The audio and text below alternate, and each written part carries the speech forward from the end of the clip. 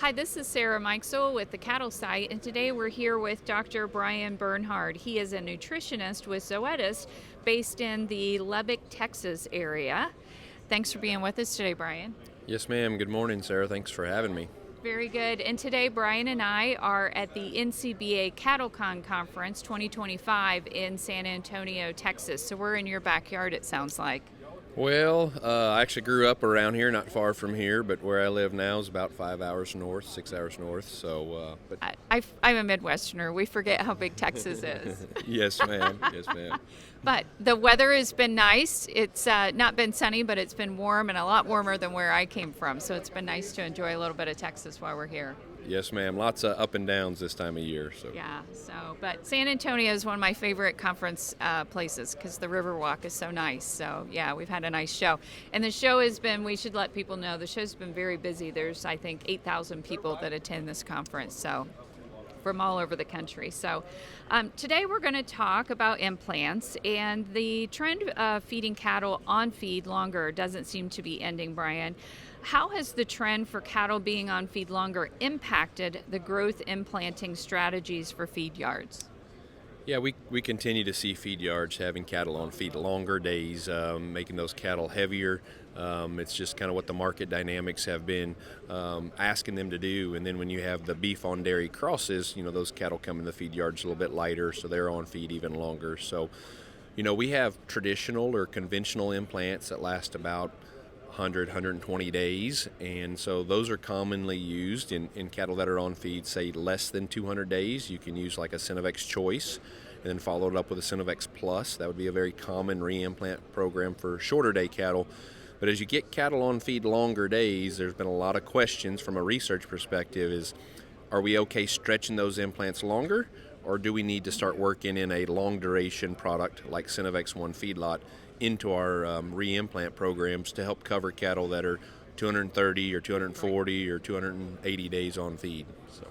Interesting. Very good. Recently, Zoetis completed a study looking at 2 re-implanting strategies. Can you briefly explain how that study was set up? Yes, ma'am, and it was really set up to answer that question when cattle are on feed more than 200 days. In this example, about 230 or 240. What's the right approach? Do we stretch those traditional implants? So one treatment was a Choice followed by a Plus, so we kind of stretched both of those. Another treatment, they actually did a delay implant up front, so nothing for the first 30 days, and then a Choice and then a Plus to concentrate that hormone a little later in the feeding period to make sure we didn't run out. And then the third option, as I was alluding to earlier, was a Choice on arrival, and then we gave a Synovex One feedlot at day 80. Synovex One feedlot would last up to 200 days by itself. So with the Choice, and then that one lasting up to 200 days, we actually got up to 280 days of coverage in this example. So a different technology, a different release pattern. The long duration products are they're coated, so they release more evenly and more consistently over time. And so just a different technology, and we wanted to see what was ideal at that 230 or 40 day targeting window for harvest. Right, very good. And with the scenario you're dealing with now, that's a great outcome. Yeah, that re-implant program's gotten very popular just because of the need to cover more days. Right. And in this particular study, we had 2,300 head with those 3 treatments. Steers had originated from Kansas and Texas area. And at the end of the day, the long duration, the re-implant with the long duration, so Choice followed by the Synovex One feedlot, actually gave us the best performance, 10 more pounds of hot carcass weight than just the normal Choice Plus, 15 more pounds of live weight, and we improved quality grade. We picked up some points in terms of upper 2/3 Choice and Prime, about 8 points of quality grade. So we were able to show that extending that days of coverage with an implant program, make sure those cattle never ran out, actually added a performance and financial advantage for the customers. The delay program was not different in terms of performance, so that's a good option as well. The concern some customers have with that is if you delay, then they have to come back through the chute an additional time. So it's 3 trips through the chute versus only 2. Some operations can handle that, and that's a tool that can be in their toolbox, but others want to minimize the number of trips through the chute. Right, a little more stress, a little more labor involved in that setup then. Yeah, with implementing the Choice followed by the One feedlot, not only did we get maximized performance, but we also improved operational efficiency with 2 trips through the chute instead of 3. So just what you're alluding to. And those cattle, they come back through at day 80 in this example and get their re-implant. They're a little bit lighter versus cattle that are coming back through at day 120 or 150 that are a little bit bigger to fit through their chute. And 80 day is just what we did in this study. You could re-implant those cattle anywhere from day 60 up to day 120 per the labels. Yes, ma'am, there's lots of flexibility. Okay, very good. And we talked about the results of this study, but how important is this kind of research for Zoetis and for feed yards that are feeding cattle longer than 200 days? Yeah, great question. And it's important because as being one of the implant leaders, we want to provide as much information and support for our products as possible. So, as I said, there was kind of this gap in between 200-day cattle and then long-fed cattle and what was the best solution. And so we really work a lot with nutritionists in the industry to say, what are the answers or what are the questions that you need answered? And this was one of them. And so it's important to us, but it's also really important to our customers to know how to best utilize these tools. I like to say we have a lot of tools in the toolbox, and some customers will choose tool A and some tool B. It just depends on which implant program is best for their operation and their production goals. Very good. And we have a lot of readers that are outside of the United States, so implants are common here. But can you just give a quick overview to our, people from outside of the United States on just the quick, your 30-second overview of the benefits of an implant program? Yes, ma'am. So hormones are naturally occurring in all of our bodies. Right. When we're born, you're born with the same number of muscle fibers when you're born at 7 or 8 pounds as when you weigh 150 or 200 pounds. Right. So hormones is how our body communicates, and it just tells our muscle cells to grow larger. And so we're utilizing the same technology, the same pathways in cattle. So we'll utilize growth-promoting implants, and all we're really doing is asking those muscle cells to grow larger. It's great because we can feed them the same quantity of feed, the same input, same resources, but we get more pounds of beef. And so it's a great sustainability message. Implants, our first product was approved in 1956. That was long before sustainability and those things were thought of, right? But the cattle industry has been sustainable, has been green for many years, many decades, because we implement technologies that help make these cattle more efficient.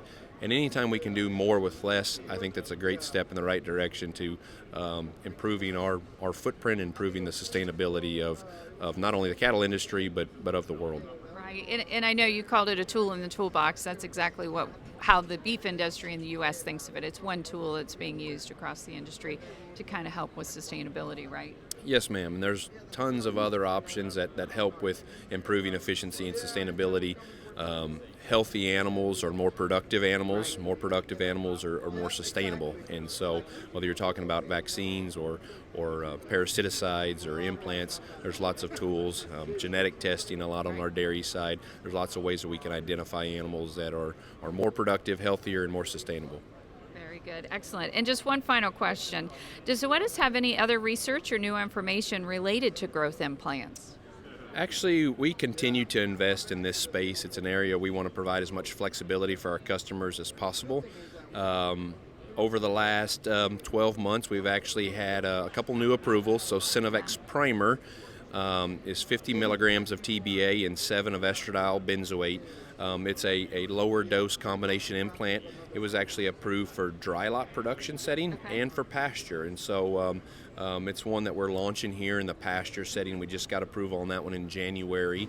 Synovex Choice is a product we've had for a while, but we did get some new approvals for that product, both in dry lot and pasture. So now Zoetis can offer 3 different options for pasture cattle, whether that's for summer grass or small grains in the fall, some short and some long duration options. So just make sure you can have any questions you can get with a tech service or with your local sales representative, and we can get you hooked up with what's best for your production goals. Sounds good. And sometimes tools like this, innovation comes not from necessarily a new product, but how you're using it, like you said, in different groups of cattle, right? Absolutely. The hormone concentration or the hormones in the different implants are very similar, but we're able to adjust the concentration. We want to match the growing period of that animal with the right dose. A younger animal needs less stimulation, whereas those animals get older and they get less efficient later in the feeding period. We might use a little higher dose to stimulate the muscle growth that we talked about earlier. And so it's not always a brand new product. Sometimes it's just figuring out, even though some of these products are older and have some age to them, figuring out a better way to use them, how they can help the customer, help the cattle in an ideal situation. So. Right. I always tell everybody, innovation isn't always a new active ingredient that's found. Sometimes it can look a little bit different, so that's great. Yeah, and I think at Zoetis, a lot of our innovation is the support we give, whether it's our veterinarians, whether it's nutritionists like myself or our field force, doing things from ear checks, doing things to help in the cowboys crews identify sick animals, how to do necropsies, things of that nature. So a lot of the innovation and a lot of what Zoetis can help provide actually is more from a support standpoint versus having a new product every year. We'd love to have that, but it's a tough space, and there's obviously lots of regulations in developing new products, and so a lot of the things we continue to work on is how can we better support our customers, because if they can do a better job identifying a sick animal earlier, then it's more likely that the antibiotic of choice will be successful. If we get too late in some of those pools, it's harder for some of those antibiotics to work as they should. Excellent. Well, thanks for all the information today, Bryan. Yes, ma'am, Sarah. I appreciate your time. Enjoy the rest of the CattleCon. Thank you. We will. Appreciate that. This is Sarah Mikesell with the Cattle Site.